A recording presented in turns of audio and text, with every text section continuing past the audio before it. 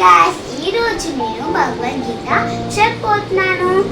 First chapter, first ఇంకా second శ్లోక. First శ్లోక. శ్రీమద్ భగవద్గీత అథ ప్రద్యుమ్నాయ అర్జున విషాద యోగః ధృతరాష్ట్ర ఉవాచ ధర్మక్షేత్రే కురుక్షేత్రే కలయతాయ వృక్షలవ మామకా పాండవాక్షైవ హిమపూర్వక సంజయ. ఇప్పుడు నేను సెకండ్ శ్లోక చెప్పబోతున్నాను.